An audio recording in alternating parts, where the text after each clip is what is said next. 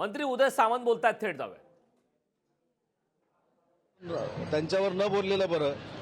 त्यांच्यावर सविस्तर बोलणार आहे ना मी, 4 वाजता बोलणार आहे. आज संजय राऊत यांनी एक वेगळी मागणी केली. ते म्हणतात की बाळासाहेब ठाकरे यांना भारतरत्न द्यायला हवा आणि वीर सावरकर यांच्याशी त्यांनी तुलना केली बाळासाहेब. मला असं वाटतं की वंदनीय बाळासाहेबांच्या बाबतीतली जी चांगली भूमिका कोणी मांडेल, तेच मांडतील अशातला भाग नाही. कोणी मांडेल त्याचं समर्थन आम्ही करणार आहोत. परंतु एक महत्वाची गोष्ट तुम्हाला सांगतो की या सगळ्या बाबतीमध्ये ज्यांचा राजकीय अस्त झालाय ते आता स्वतःचा राजकीय उदय करायला माझ्या नावाचा उपयोग करून बघतायत. हे माझं मोठेपण आहे आणि असल्या बालिश पद्धतीनं माझ्यामध्ये आणि एकनाथ शिंदे साहेबांमध्ये काही दरी निर्माण होणार नाही. मी काल देखील सांगितलं की माननीय एकनाथ शिंदे साहेबांच्या नेतृत्वाखाली उद्यापासूनच रत्नागिरीपासून उबाठाला खिंडारा पडायला सुरुवात होते आणि त्याचा पहिला ट्रेलर उद्या तुम्ही रत्नागिरीमध्ये बघाल.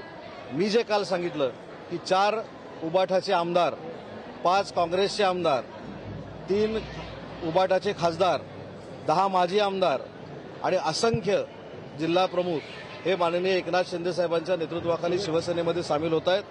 पहिला टप्पा सांगतो तो त्यांनी मला खोडून दाखवावा. उद्या रत्नागिरीमध्ये पहिला पक्षप्रवेश आहे.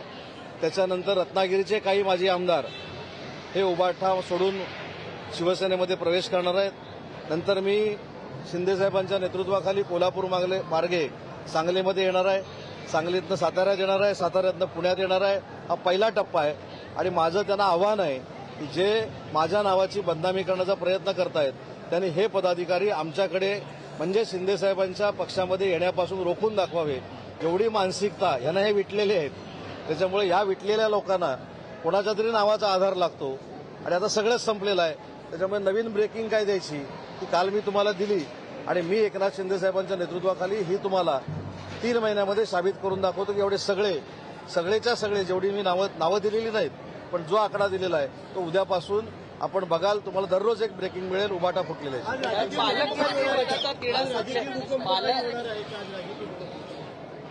नाही, आज मला असं वाटतं की माननीय शिंदे साहेबांचा नागरी सत्कार लाडक्या बहिणी करणार आहेत आणि आपल्याला हे देखील जाणीव आहे की ज्या पद्धतीनं मुख्यमंत्री असताना माननीय एकनाथ शिंदे साहेबांनी ऐतिहासिक निर्णय घेतले, मग महिलांसाठी असतील, युवकांसाठी असतील, तरुणांसाठी असतील, नेतृत्वाखाली त्यांच्या आम्ही निवडणूक लढवली. पुन्हा एकदा महायुतीचं सरकार महाराष्ट्रामध्ये आलं, थम्पिंग मेजॉरिटीनं आलं. परंतु या सगळ्या धामधुमीमध्ये लाडक्या बहिणींनी एकनाथ शिंदे साहेबांचा जो आजचा सत्कार करायचा ठरवलेला आहे, मला असं वाटतं की त्यांनी एकनाथ शिंदे साहेबांना दिलेली ही प्रेमाची पोचपावती आहे. रायगड नाशिकच्या पालकमंत्री पदाचा तिढा आता म्हणजे मुख्यमंत्री महाराष्ट्रात आल्यानंतर तरी सुटणार आहे का? कारण अनेक ठिकाणी आता पुन्हा एकदा पालकमंत्री पदासाठी अवमान आहे कारण मुख्यमंत्री महाराष्ट्रात नाहीये, महाराष्ट्राबाहेर आहे. भरतशेठ गोगावले ज्या पद्धतीने बोलतात ते अवमान. भरतशेठ गोगावलेंची ही भावना आहे. मी भरतशेठ गोगावलेंना गेले 15 वर्ष राजकारणामध्ये ओळखतो. एक मनाचा मोठेपणा दाखवणारा नेता एकनाथ शिंदे साहेबांच्या नेतृत्वाखाली काय काम करू शकतो हे आपल्याला देखील सगळ्यांना माहिती आहे. अतिशय सर्वसामान्यांमधनं नेतृत्व ते विकसित झालेलं आहे. एकनाथ शिंदे साहेबांनी त्यांना ताकद दिलेलं आहे आणि म्हणून आम्ही अपेक्षा करणं काही चुकीचं नाही. कारण मी त्या रायगड जिल्ह्याचा 2.5 वर्ष पालकमंत्री होतो आणि 2.5 वर्ष पालकमंत्री असताना शिवसेनेचा पालकमंत्री होतो आणि अनेक वेळा हेच ठरलेलं होतं की माननीय भरतशेठ गोगावले हेच रायगडचे पालकमंत्री होतील.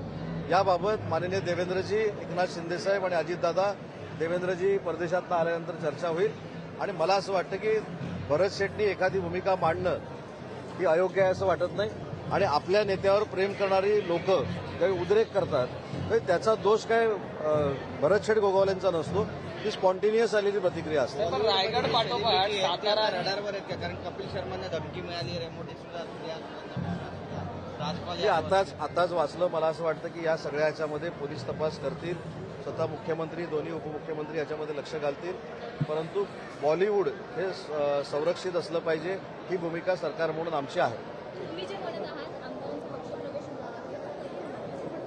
मी सांगितलं ना, त्याची सुरुवात उद्या माझ्या मतदारसंघातनं शिवसेनेचे उबाठाचे पदाधिकारी हे माननीय एकनाथ शिंदे साहेबांचं नेतृत्व स्वीकारतायत आणि मी तुम्हाला रूट देखील सांगितला. रत्नागिरी झालं, निलेश राणेंनी काल सिंधुदुर्गामध्ये सुरुवात केली. राजापूर लांजा मतदारसंघातले पदाधिकारी हे उबाटाचे आमच्याकडे आले.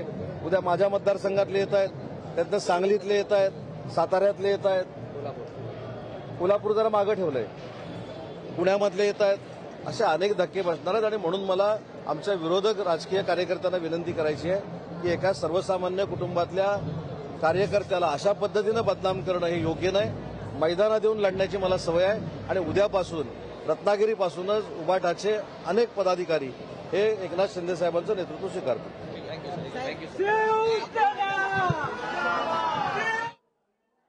फडणवीसांच्या नेतृत्वात राज्यात सक्षम पद्धतीनं काम सुरू आहे. मोठ्या प्रमाणात गुंतवणूक होती असं उदय सामंत यांनी प्रतिक्रिया दिली.